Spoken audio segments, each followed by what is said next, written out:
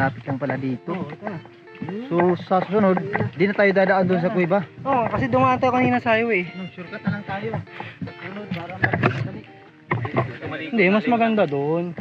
Kasi yun nga yung binayaran mo eh. Tayo papasok ka sa loob. Pasok ka sa loob eh, tapos di mo dadaanan. Gago ka talaga. Sorry guys, hiningal ako doon sa kakatalo namin. Pero isipin nyo na lang yung tunnel na dinaanan namin kanina, siguro mga 10 minutes, 15 ganun yung papasok. Pero yung paglabas nyo sobrang bilis lang kasi. So guys, kanina yung tunnel or yung cave na dinaanan namin, ito yun guys. Ito yung kuya no? Ito yun. Ilalim ng kalsada yung dinaanan namin kanina. Sa highway lang mismo. So doon kami nag-entrance. Pababa doon kanina. Tapos dumaan kami pababa dito. Doon yung labas. So sobrang goods.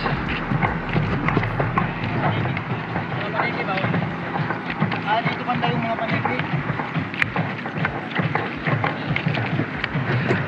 Sobrang amazing guys, ano nila. So, sayang ban. Cave. After namin maligo, dumaan muna kami sa fiesta nila Kuya Rodel na hindi namin sigurado na imbitado ba kami. Nagutom kasi kami sa sobrang nag-enjoy sa kakaligo. Pero dito nyo ma-experience yung fiesta sa isla na sobrang daming pagkain at ang generous ng mga tao. Kahit hindi mo nga kakilala, pwedeng makikain. Dala mo lang sarili mo at konting kapal ng muka. Actually, madaming kapal ng muka.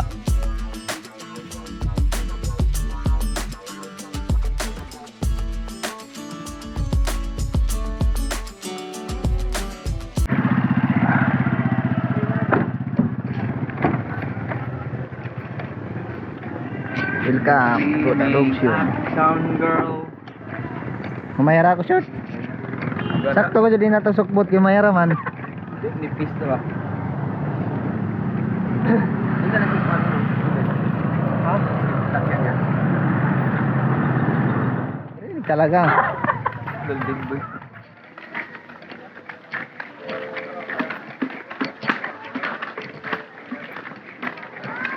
Yan nga, nabagil yan. Kay Rodel to. Ano yung bahay ni Rodel? Ito? Ito ba? Eh. Kaya Rodel. Dari.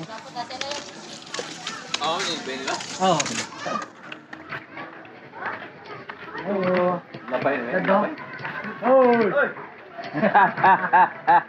Basta. Busy konti. Sige, tuloy. Yes. Meron na sabot? Dari naman sila. Atok na ni Lakaw.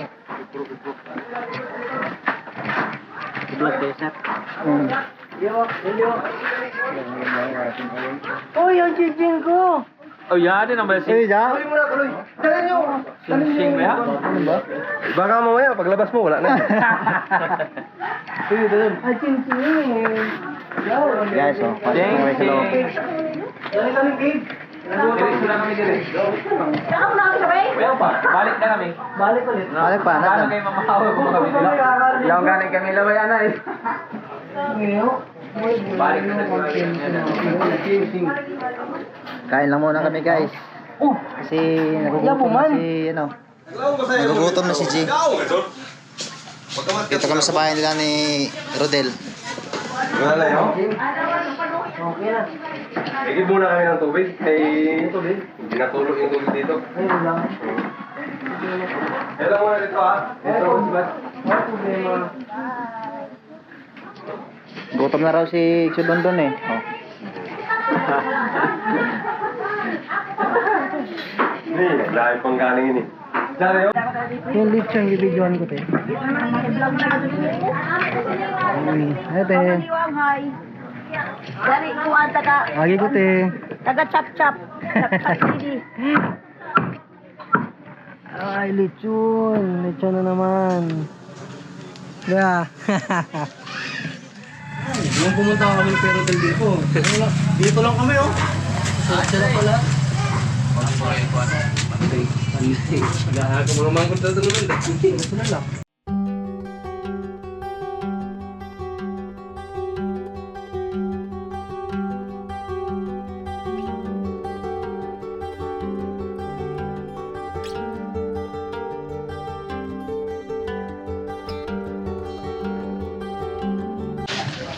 Tapos tari.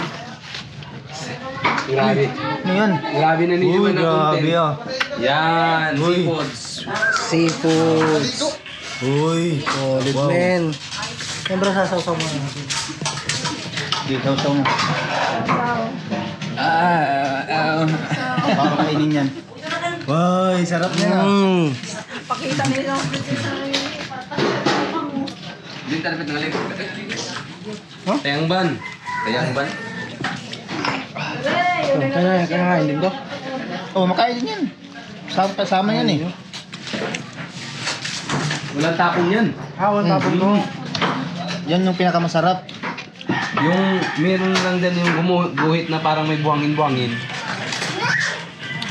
Ito. Oh, ang tubig oh.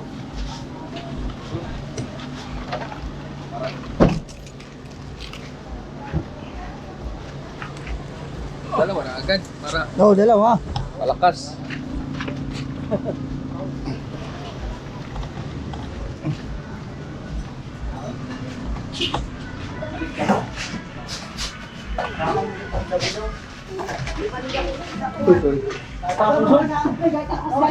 Yan eh. Kaon na good. Oo. Ay, wala kayo na ulay mo na kutuod. Pwede ibalik. Ay, saktor to na ako. Basta kumain mga patay gutom. Busog na. Busog na kaming apat. So sunduin lang namin yung iba. Tapos balik kami dito. Mamaya ulit, kain ulit. So solid yung pagkain namin. Sobrang gutom kami kanina doon. Pero ito. Ganda rin dito sa lugar, men. So maraming tao kasi fiesta.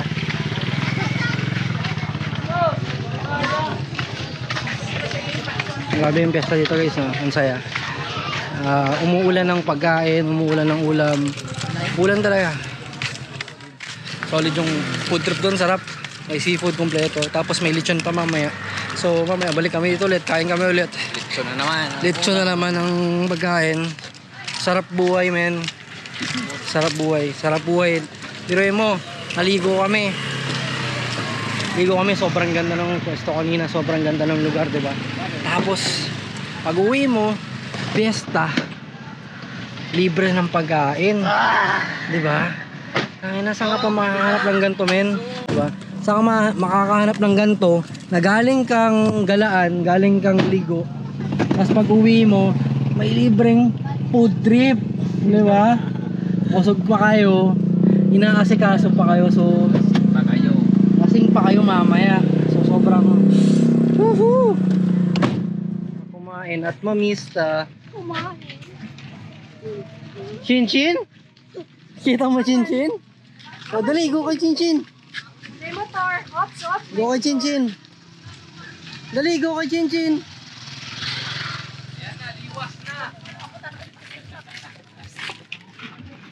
O yan, nag-discussing pa kami. Ito na yung mga nauna.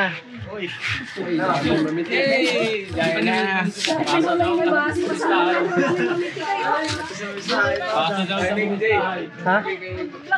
Ito vlog dati mga to. Ah.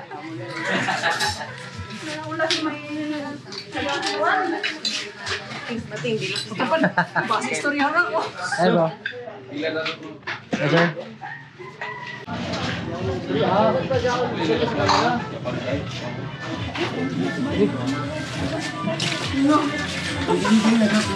My goodness. Kasi Gio, kumakain lang naman ng lechon. Basa. Diyan flyover lagi. Wow, pogi na naman. Kanya si Jay sa reply, dili ang tumukuhan. Sorry. Grabe gid kagahi. Kaya na-display man. In Libertad, Tangken, Tanduay. Happy Fiesta, Libertad. Ay.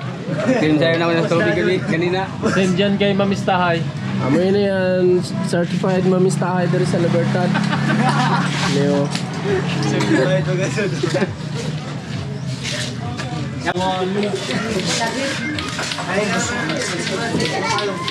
Ha? Dari si Jesus Christ diri na mista. Ano Jo? Yapin ko na siya yan. Dari. Ikaw siya. Certified Mamistahay sa Libertad. Second is drinking. Tanduay. Your sports. Spain the same. Same. In Spain, first drink, then goes football. Balik. Una ba yung sa ilan ni Inom? Mag-inom ako man sa ila. Kontra natin ng sports. Tapos din bawal maggawa ko nung nakainom. Ila pa. Dapat mag-inom. Uno ba na na ininom?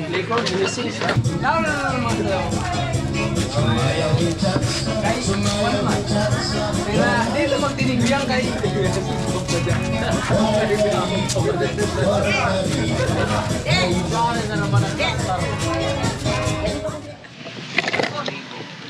Hey guys, so andito namin ulit sa bahay ni Kuya Yayan. So nag-ready lang si ate kasi sinundo namin siya dito. Ayan, ganda naman na nila dito men. Tapos, nakaraan men like, hindi ko lang alam, mga 2 weeks ago lang wala pa yan mga tanim na yan. Pero ngayon sobrang dami na, ang bilis nila tumubo. So hinarvest na nila kuya. Hindi ko alam anong ano yan. Tol, anong ano to? Anong... Oh, yan, okra. Hinarvest na nila yung okra. Kaya yan. Mga flowers. So maganda.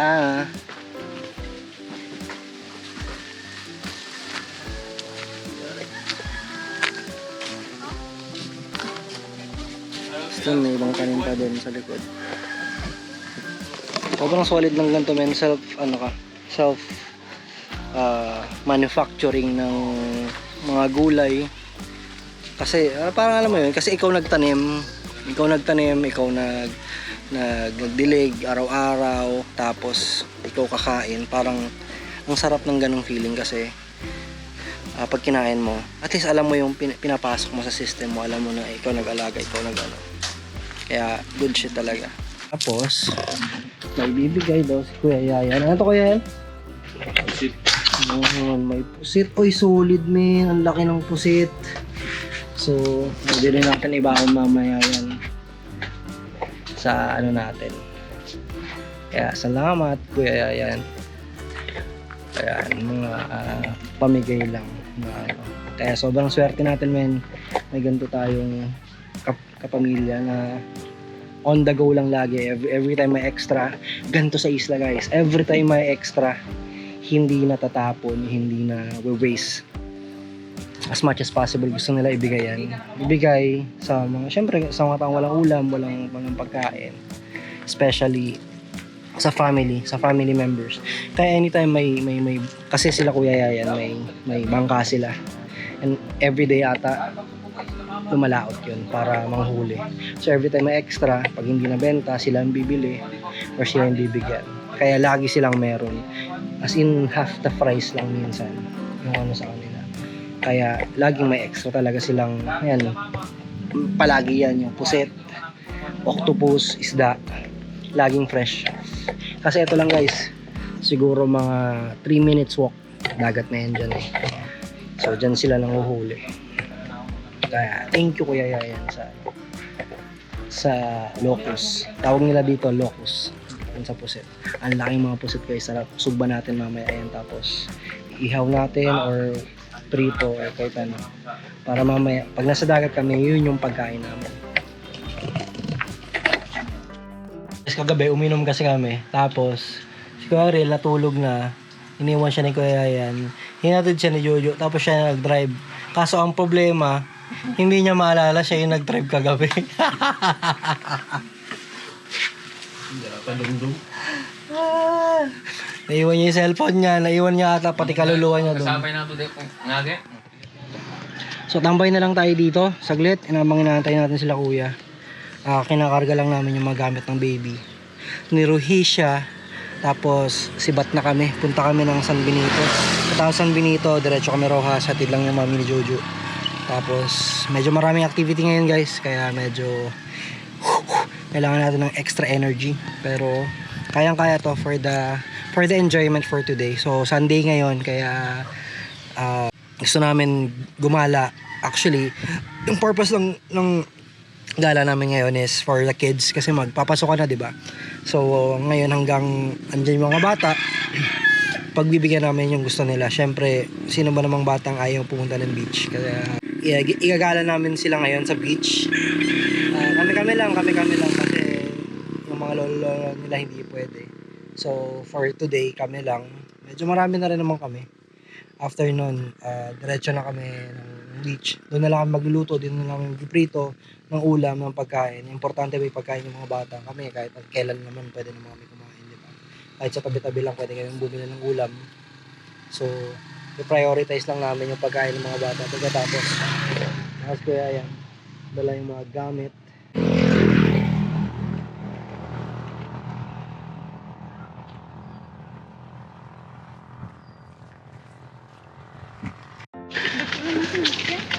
Dako ng mga ate. Sabi nga ni Kuya yan kahapon, parang 3 buwan ko kayo hindi nakita.